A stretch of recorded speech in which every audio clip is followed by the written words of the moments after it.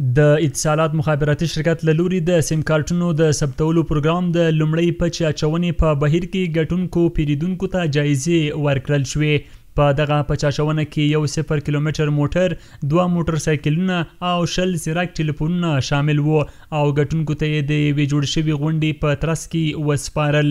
ګټونکي پیرودونکي خوښي څرګندوي چې د سیم کارتونو په بیا ځلې ثبتېدو سره د جایزو ګټونکي شول. لومړی خو مهمه خبره باید یادونه وکړم چې د اتصالات مخابراتي شرکت دغسې پروګرام په لاره اچولی چې د تشویق دپاره دی او دا یوازې د اتصالاتو د مخابراتي شرکت دنده نه ده، دا د ټولو افغانانو دنده ده تر څو پورې په دغه ملي پروسه کې ګډون وکړي او لکه څنګه چې موږ مخکې دغه پروسه کې ګډون کړی او سیم کارت مو راجستر کړی و، نو نور هم خلک باید دې سره تشویق شي او د رجسټریشن په دغه برخه کې باید نور هم هڅه وکړي تر څو پورې د افغانستان دغه ټولنیز امنیت چې کوم د ګواښ سره مخ و دغه پورو د دغه ساحې څخه ووځي، د دغه ګواښ څخه ووځي او خطرات کم شي.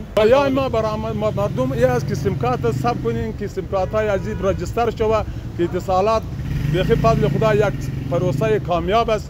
یعنی که ما مردم الحمدلله از جای دور جایزه داده شد، انشالله بعضی مردم انشالله داده می شود. په دې غونډه کې د یاد مخابراتي شرکت مسؤلین وویل چې دوی د سیم کارتونو د ثبت پروسې ته ځانګړې پاملرنه کړې او په ټول هیواد کې شاوخوا 2200 څانګې جوړې کړې دي.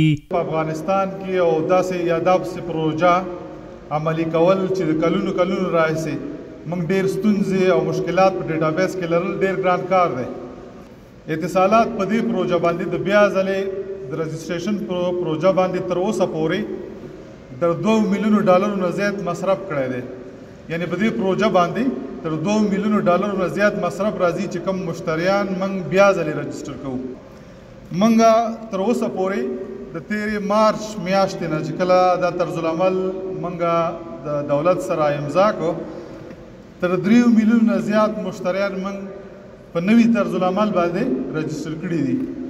د اترا ادارې استازي په دې جوړه شوې غونډه کې وویل چې ټول شرکتونه باید په بیړه د سیم کارتونو د ثبت پروسه بشپړه کړي او زیاته یې کړه چې دوی به هم په یاده پروسه کې خپله همکاري ورسره وکړي.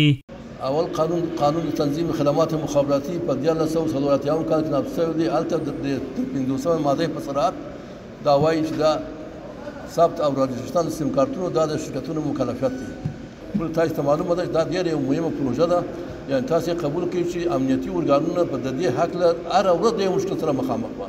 هر ورځ د یادونې وړ ده چې اتصالات مخابراتي شرکت د خپلو پیرودونکو د تشویق په موخه د سیم کارتونو له بیا ځلې ثبت کولو وروسته دوی ته بېلابېلې جایزې په نظر کې نیولې دي او دا پروسه به د ټولو سیم کارتونو تر ثبت پورې دوام وکړي.